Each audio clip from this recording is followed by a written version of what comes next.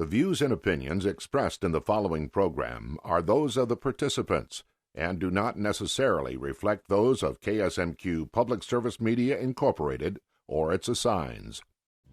Welcome to Garden Connections. I'm your host, Stephanie Passingham. We are here at Alpine Nurseries just outside of Houston, Minnesota. We're going to learn how to make a fairy garden. We also are going to learn how to make hops for home brewing, and Chef Stephen Larson is going to teach us how to eat our weeds. Stay tuned for Garden Connections.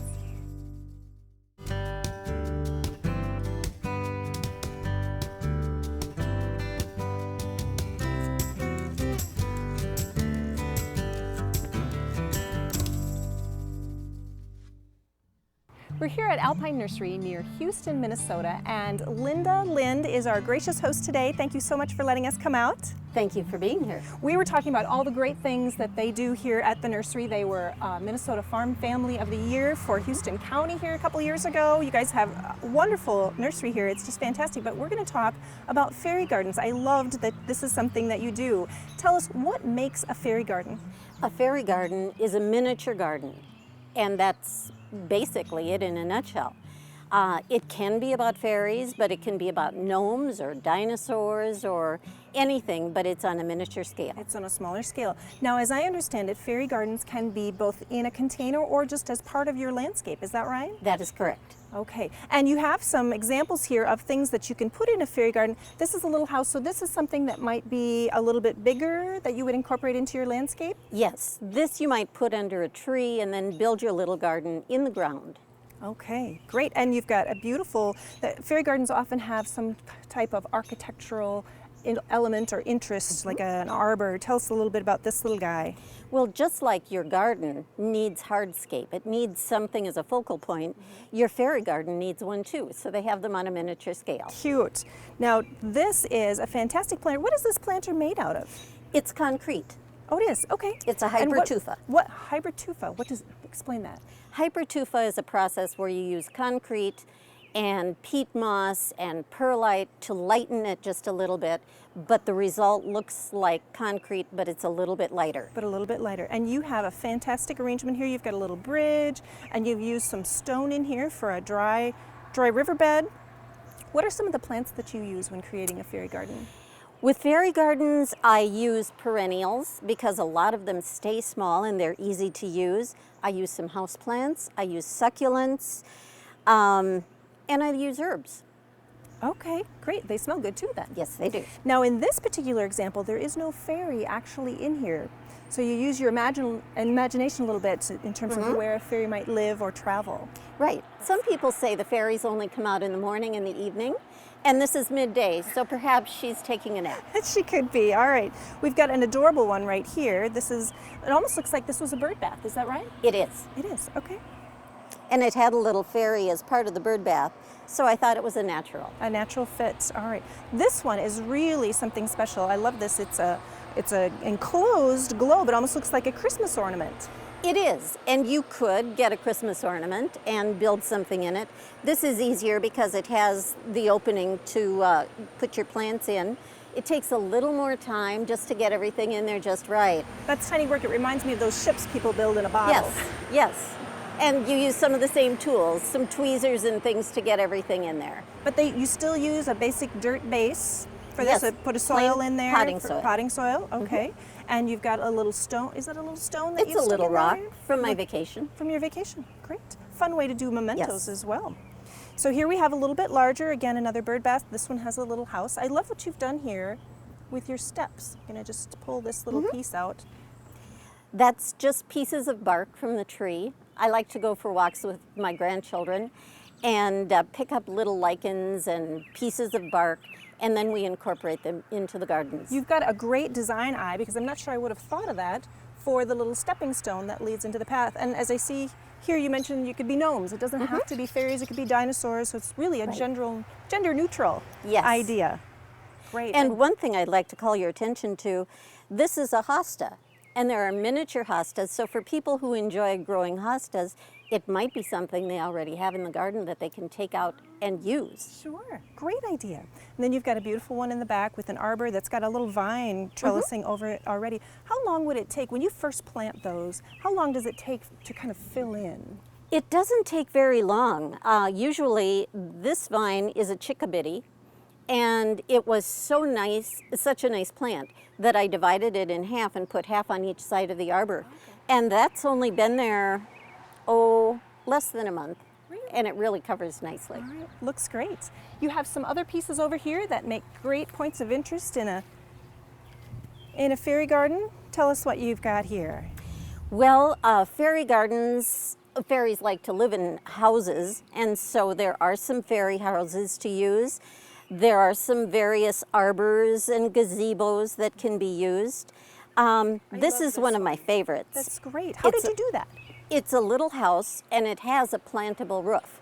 So it has a little edge where I could put soil, and then I just took cuttings of hens and chicks and succulents and just set them on there, and they root in there, and they're all set to go. That's fantastic. And then you've got even what looks like it's designed to be furniture, a little mushroom set there. Yes. Adorable.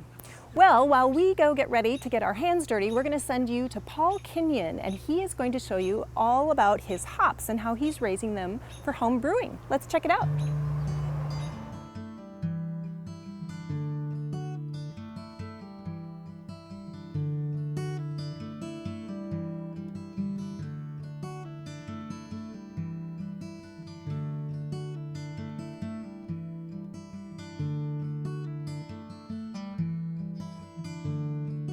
Well, we're back in Zumbro Falls, and this time we're going to visit with the other half of the Kenyon family. This is Paul Kenyon, and he is an expert when it comes to hops, which is really an unusual thing to grow in your garden. I'm really excited to learn about it. Paul, thanks so much for telling us about hops. Well, I'd be happy to share with you what I know. Expert might be pretty strong language, but you are certainly welcome. An enthusiast, perhaps. There How's you that? go. All right. How long have you been growing hops? These are in their third year. In their third year, okay. Yeah. And why did you, are you a beer drinker? Did you want to do some home brewing, or what got you interested in this plant? I have to admit it was the beer. Okay. I enjoy it. All right. And there's so many craft beers out now. It seems like everyone has kind of their own take on what beer should taste like. Yep. So you must have some opinions in that regard as well. But let's focus on the plant here right now. So tell us a little bit about the basics of hops. This is totally foreign to me. I've never even seen one before today, and these look fantastic. But is it a perennial? Is it an annual? Do you have to plant it every year? What kind of care, what kind of plant is it? It's a perennial, and it can be an invasive plant if you're not careful. Oh, really? Okay. So I'm really not too concerned about is it going to grow okay? I'm more concerned about is it going to really grow okay? Take over your yard. Take over. Okay. And this thing started off as a little rhizome that I dug down a foot and threw in the ground. Little fertilizer and so forth. But and is it something you plant in the spring or in the fall? Yes, in spring. It's a spring. Okay. Early spring. Okay. Then you get a little leaf coming up, and then you get a little plant. Those I planted last year, and you can see that they're considerably smaller than the others. Okay. And there are all different varieties. There were supposed to be 8 different ones, but we got 7 now. My thinking was that, well, if one variety didn't work out, then something else probably would. Right. So it's a good way to test it out. When you look for the rhizome to begin with, can you get that at just any garden center, or did you have to special order it from a specific place that specialized in beer hops, or where do you get the plants from? Well, the first 4 I got from Corvallis, Oregon. I went to graduate school out there, and when I was doing an internet search, Corvallis caught my eye, and so I picked varieties from there, and also it was at the same latitude as Minnesota, and I thought that would work out pretty well. Since then, I joined RAISE, the Rochester area Zymergy enthusiasts, and got an email where I think it was someone in Iowa that was selling hops, and I got the other 4. Some of the other varieties from. All right. So you said this is somewhat invasive. How does it spread? Because this is a really nice, healthy-looking plant, but you can feel these leaves. They're very almost sticky. Yeah. And not sticky in a tacky way, but in a like they've got grippers all over them, and you can see they're trellising beautifully on these ropes you've set up. Touch the vines if you want sticky. Oh, wow. They are just made for adhering to something like this twine that I got set up. Right. And so these they obviously love to go up. Yep. And they go out across your lawn as well. So do you do any pinching back of these to kind of keep them contained, or? Not yet. I might. Does it prefer growing up because it gets better sunlight, or do you train it that way because it's easier to pick the hops once you've got, in the fall when your produce is ready to pick? Now that's a good question. I don't know what their inclination is. I can tell you that when they start weaving through the grass, they seem to be just a little bit more interested in propagating from that point. But when they are going up, they seem to be more interested in producing the actual hop itself. Okay.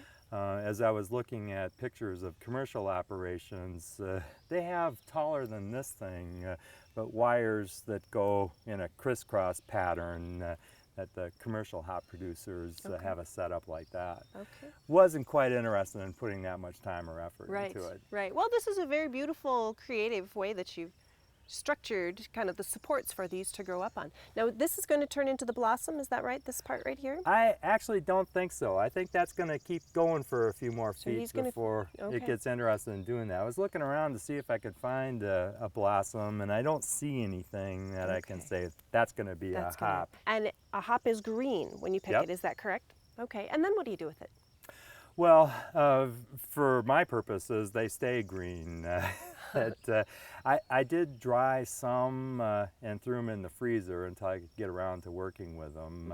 Many people who grow their own will use a fresh hop in making the beer. Commercially, they process it in little pellets, and they're green little pellets, so that green sticks with them. All right. So that's something that you use in a green stage. It doesn't necessarily have to be dried, but it sounds like you can freeze them and that is correct. Save them for later. All right. So can you share plants with others? So this one is about 3 years old. At some point, do you ever have to divide them then and separate them like you do some other perennials? If that looks good to you, it's yours if you want. So when that little guy kind of comes up from the bottom, you just chop him off and send him home with someone? Yep. I haven't done that yet, but I certainly could.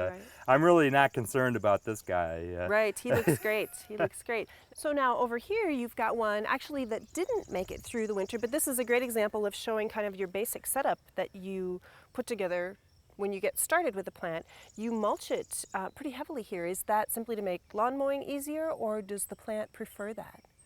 Well, I think both. It definitely makes the lawn mowing go a little bit easier, but if I were to let grass and weeds grow up there, then suddenly my hops have a competitor that I want to be on the side of the hops on that battle. All right, sounds good. So you've anchored these ropes right into the ground. Yep. There, and it looks like you've got a little newspaper mulch down there too. Yep. Great idea. Another barrier for the weeds. It's not a permanent one, but it's an environmentally friendly one. Right.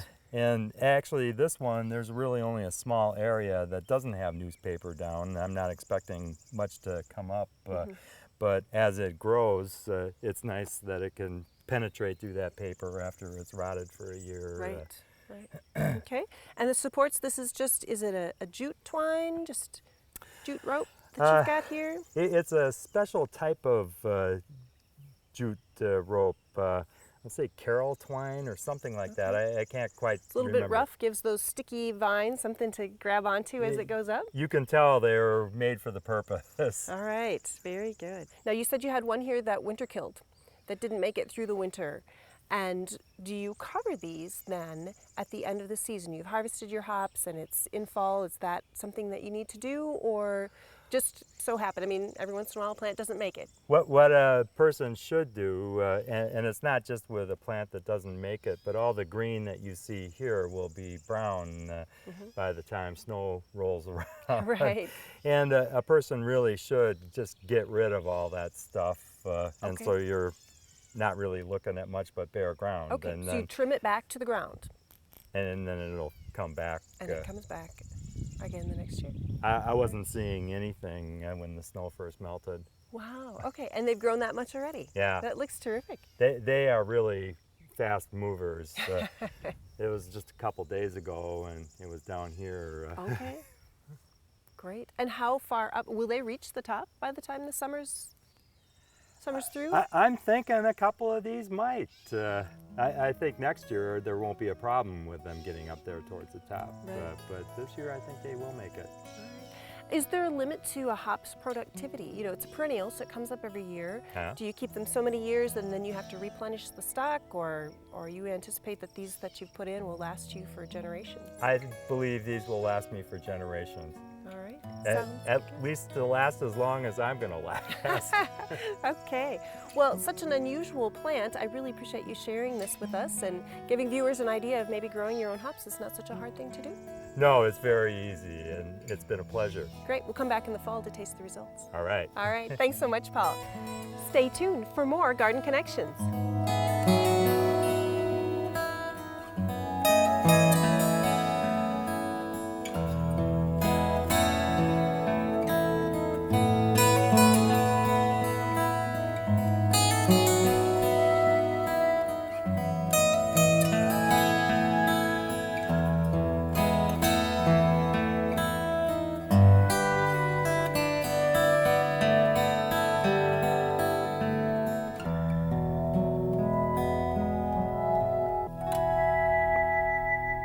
We're back here at Alpine Nursery, and Linda Lynn is going to show me how to actually create a fairy garden. So Linda, these are examples of some of the plants that you have that you encourage people to use in a fairy garden. Tell us about some of them. Okay, I have herbs. This is rue. It makes a good tree. This is rosemary. Rosemary, yeah, that looks good. It's a good trailer. Some oregano and thyme. Those are my basics. This is one a looks fun one. adorable. It looks fuzzy. Yes, it's actually a kind of sage. Really? And it just has a beautiful color and texture. It does, nice shape. All right, so the first thing to start with is a container. And you can, from what we've seen so far, you can pick pretty much any size. You can. It can be just something little or a big urn. This one's going to go in front of my house. Okay, sounds good. So where do we begin? Okay, start with a good potting soil and it's filled up. Then this one, I want to put some of these votive holders, and when I put them in the evening, I'm going to put candles as a welcome to my guests. Great idea. But they look like little greenhouses, and that's why I chose them. And then from there, I'm going to perhaps have an arbor, as I would. So you put in your hard elements first and then Yes. plant around them. And then I know where to put the plants to supplement it. And after that, then it's just a matter of doing the plants. For instance, on the arbor, we're going to use candy corn vine. And I'm going to ask if you will put that around the side. Just put it on one side of Just the... on one side, okay. Yes. So we'll just And find a just hole mush it there. in. Mush it in. Maybe encourage him to take a few loops around that. Exactly. Great, all right. Now this one is an ajuga. It's a perennial, Ooh, love and I that love deep, it dark because color. it has great black color. So this one can kind of go back here, I think. Back here, all right. This potting soil is nice and soft, so it's really accommodating. It makes it easy. Yeah, it sure does. All right. And you can see what I'm doing is I'm pulling away some of the excess soil and also loosening the roots. So they this is spread out a an little bit. ornamental strawberry. Look at that, so isn't that cute? one is probably going to go right around there.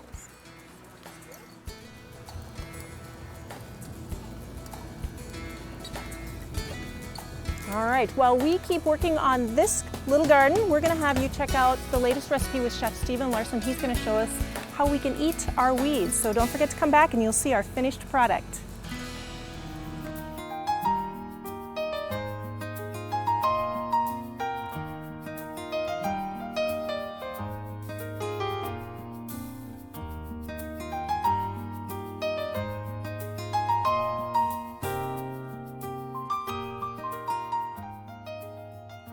Hi, I'm Chef Stephen Larson. Welcome to my kitchen at Quarter Quarter Restaurant in Harmony, Minnesota. Today's recipe is going to address what to do with your weeds. There are a lot of weeds that are actually edible that are in our gardens, and I'm going to show you a few of those right now.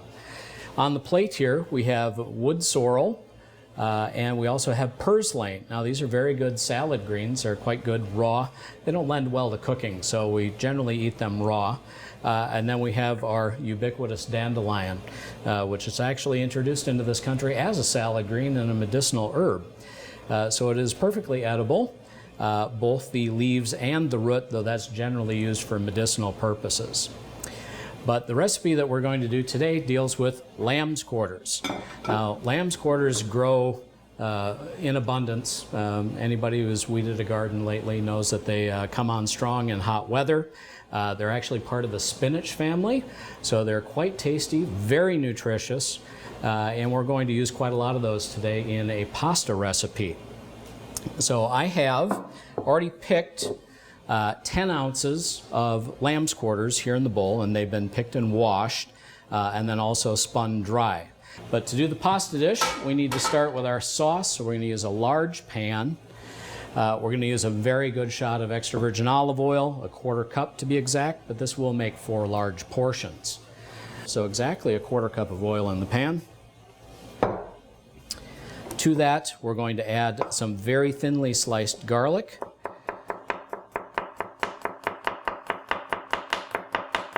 Then we'll add our other ingredients. Now this is called linguine alla siciliana, or Sicilian style linguine.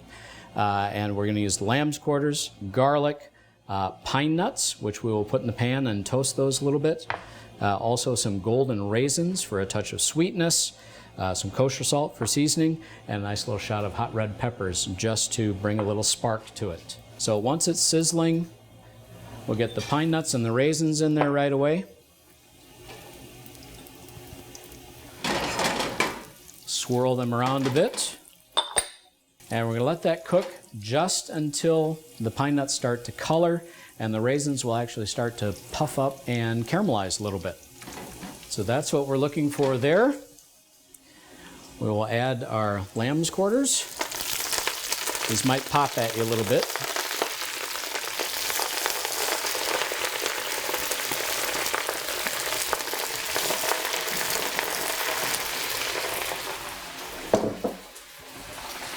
We'll add our salt and hot pepper.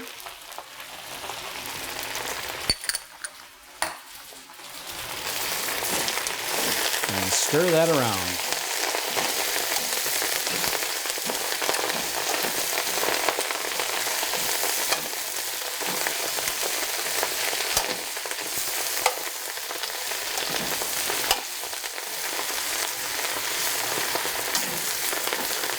Now, just like spinach or any other green, these will cook down a lot.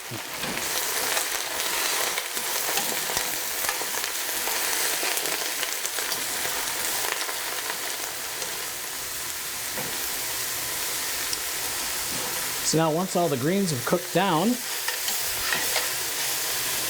we're going to take it off the heat.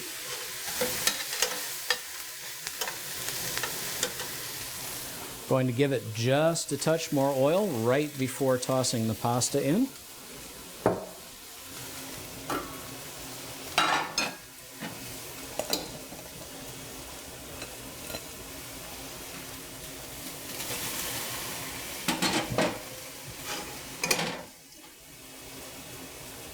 I've already pre-cooked this linguine, so it's ready to go just when it's hot.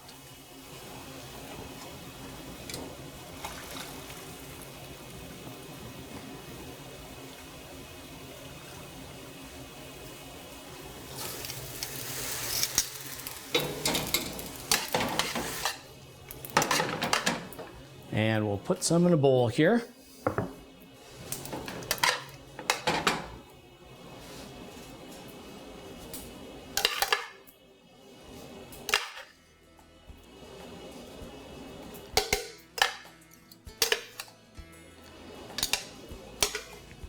And then as a final finish, a sprinkling of shaved Reggiano Parmesan.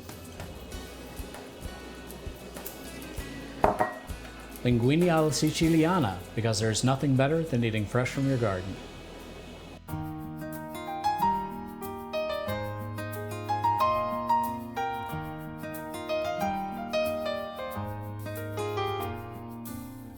Another great recipe. I don't know if you are interested in eating weeds, but I actually tried that dish. It is delicious. I am interested, yes. So we'll send that along to you. You can give that a try. Okay. As you can see, we're almost done with our little garden here, but we've got some finishing touches. What is our last little step here? This is gravel, and the easiest way to get it is go to the farmer's store and get chicken grit, and it's just the right size. And if you'd like to just pour a path from the beginning to the greenhouse. To the big greenhouse in back? Yes, and a nice generous path.